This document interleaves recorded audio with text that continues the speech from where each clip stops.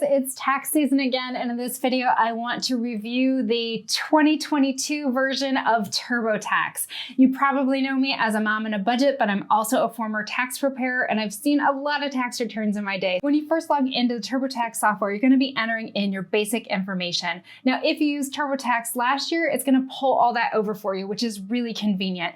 If you did not use TurboTax last year, you can actually upload your 1040 from whichever software you used, which is really nice because it'll take that information and get you started and save you some typing. And then the first thing it's going to do is try to upsell you on some more services.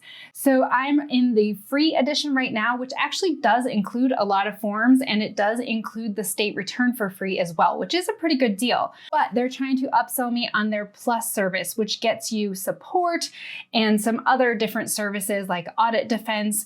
I don't really think that's necessary, so I'm going to click continue with the free version. All right, so then the next thing you're going to do is enter all of your sources of income. Let's take a look at how TurboTax handles W-2s. So if you click to add another W-2, it's going to offer you to enter your employee's ID number, and then it'll give you some options for getting it in. TurboTax definitely has the most options for entering forms. You can upload a form as a PDF or even as an image, or you can type it in yourself. I'm going to click on type it myself right here. One thing I don't like about TurboTax is that on the W-2s, they split it up into multiple screens where you had to fill out the first part and then hit continue and then hit another part and hit continue.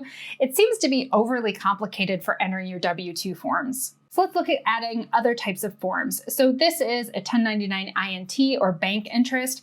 A lot of people have these forms. And the first thing it's going to offer you is to import directly from your financial institution, which is something pretty much only TurboTax does. Now, I didn't really want to import from a financial institution. I'm using fictional people anyway.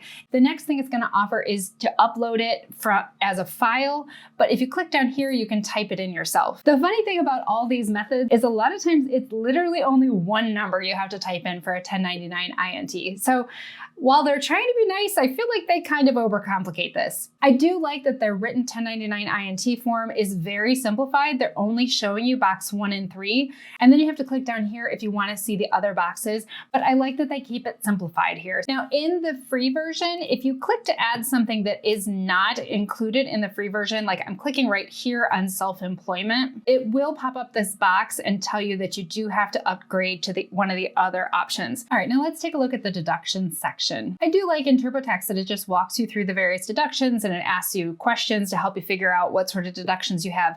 I do wish though that it asked you somewhere if you just want to take the standard deduction. It doesn't really make that very clear. Since 85 to 90% of Americans do only take the standard deduction, a lot of this is a waste of time. You don't need to be entering your real estate taxes, your medical expenses, all those sorts of things that are on itemized deductions. Since the tax changes in 2017, the vast majority of Americans do not itemize anymore. Another thing in the deductions that I was surprised TurboTax didn't mention is donations to charity.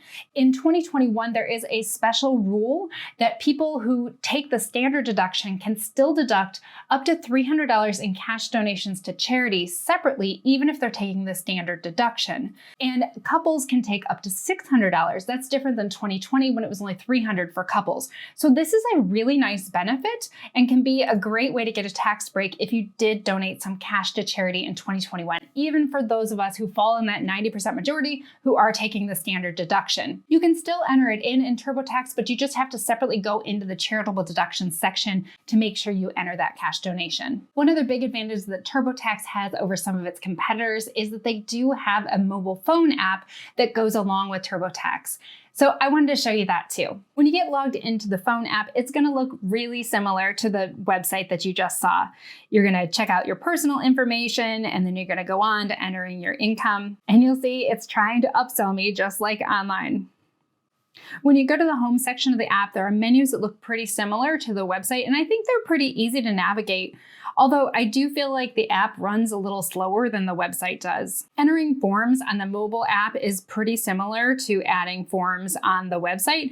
And you can see they're going to offer me to import from my bank account for a 1099 INT. And then you'll see on the mobile app, it also has the option of snapping a photo, bringing it from the bank, or uploading a document from your phone. As I was using this app to enter the information for this tax return, I did find it was easy to navigate. It was pretty slick, although it was a little slow in how it ran. But there were a couple times that I felt like I was sent in circles. It kept sending me back to the previous menu. And so I think there were some buggy parts of this app. Overall, as a mobile experience though, I think the TurboTax app is pretty nice. So let's look a little more at what's included in the pricing and the different levels of TurboTax. The free one they state is for simple returns only. It is free for federal and state, which is a really good deal. It doesn't include any kind of support whatsoever. If you want any kind of support, you have to upgrade to that deluxe level. Deluxe is the $39 for the federal plus $39 for state. So that gets really expensive.